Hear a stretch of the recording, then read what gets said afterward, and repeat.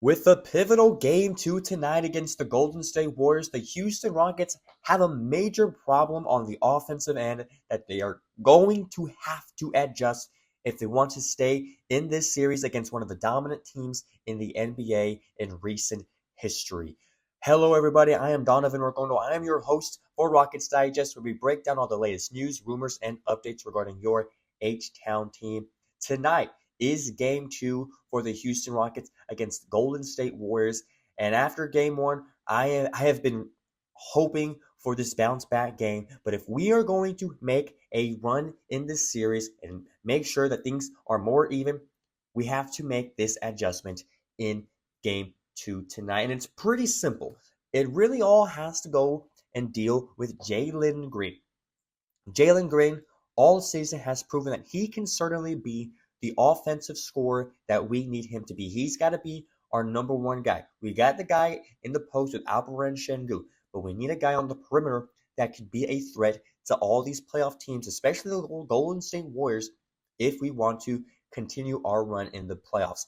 He did not have a great night. It's not a everyone knows he did not have a great night. It was not great for Jalen Green. He was 3 for 15, which ranked as the worst field goal percentage by a Rockets player with at least 15 field goals attempted since James Harden in 2019.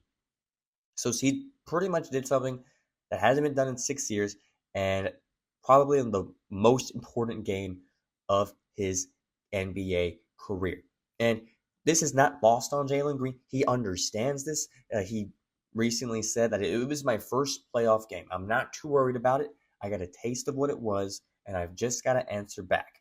And I do like that sense of acknowledgement from Jalen Green. Of course, he's not oblivious to the fact that he did not play well. He knows that was probably nervous. He was probably just not used to the environment. But as the game went on and he's done it, it's happened. It's in the past. He's got to know that he's got to step up, and that is exactly what he said. He says, I got to take my time, make the right reads, get the pacing I want, and just hunt the shots that I need to get. I feel like I've already seen what they're doing out there throughout 82 games. Just got to be better. We're doing our job defensively. We've just got to score the ball. Can't leave Şengün out there by himself to do it all alone, essentially. And that is pretty much what I wanted to talk about.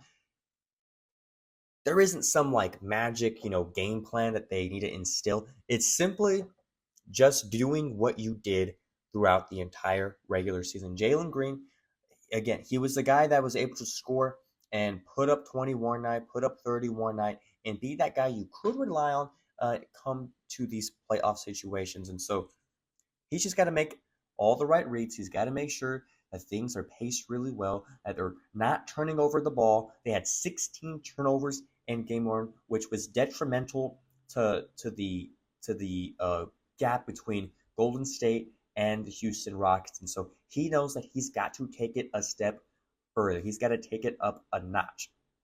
And I believe he would be able to do that in game two. And here is why. Anthony Slater, NBA insider, said that the Warriors aren't giving Steph Curry the primary Jalen Green assignment, but they didn't send any extra help with Curry when Curry was on Green in game one. So Green, in my mind, just had a bad game. Every player has a bad. It was a very terrible time to have a bad game, considering the playoffs and everything. But I don't expect this to continue from Jalen Green, and I think today could be the most opportune time for that bounce back because of what Slater says here.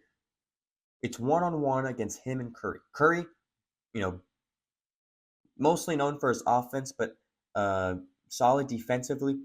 But Jalen Green, you can score on Steph Curry. If the Golden State is not sending you, different kind of looks, different kind of double teams or whatnot, then you are able to capitalize on this one-on-one matchup and be able to score within the averages that you usually have done all season. Because according to this, they don't see the Rockets as having a perimeter scorer that panics their defense, that feels like a threat. And so if you're Jalen Green, and you should be licking your chops, you should be looking at this and say, hey, That player on Sunday night was not who I am.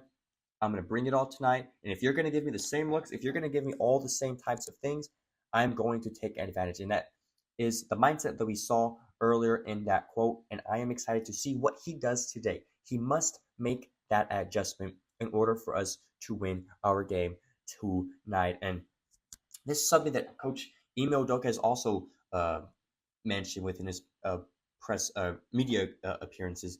He said that some guys did struggle offensively, but you're not going to overreact to one game. And that's certainly true. I mean, I know just yesterday I was like, oh, Reed Sheppard can win more, possibly get more minutes. But I do also understand the fact that you don't want to change what got you here. You primarily relied on an 8-man lineup, and that got you to the second seed in the Western Conference, a very tough conference. And so you got to look at game one, you got to look at Sunday night, and you got to say, that was not who we are. Game two, we're going to make mental adjustments more so than, game plans, schematics, all of that. And we're just going to play the way that we know how. Because that has worked in the past. We've played Golden State 5 times this year, and we've been able to beat them. We've recently played them. It was like a 5th to last game of the season. And they played absolutely, that was one of the best games that they've played all year. The energy from that game is something that is what shows this team at their best. And so I do like what Udoka has said right here. And I think it can be very, very beneficial in terms of, what the team's mindset is going into this game. And it is such a pivotal game because they are down 0-1. And if they go down 0-2, teams are only 34 and 425 in NBA history. Essentially meaning you can kiss this series goodbye. Because if you're down, if you happen to lose this game and you're down 0-2, and you're a team with not much playoff experience, and you have to go to Golden State against one of the most dominant teams, franchises in the past 10 years in the NBA, against Curry, Defensive Player of the Year, possibly this year, Draymond Green, and playoff Jimmy, that's a tough ask. And so that's why tonight's game is so pivotal for the Houston Rockets and why Jalen Green needs to step up as that primary scorer. Not only him, of course. It's not just on him. Of course, Şengün has got to play the way he's been playing.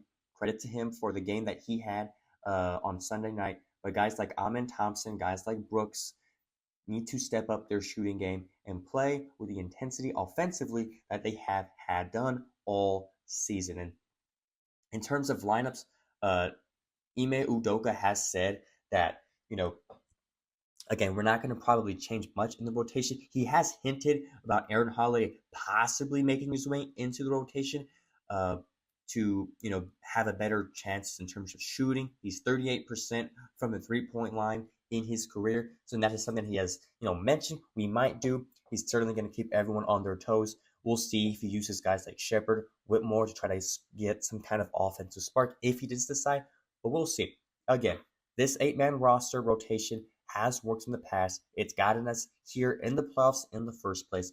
And so it would be unwise to just deviate that immediately.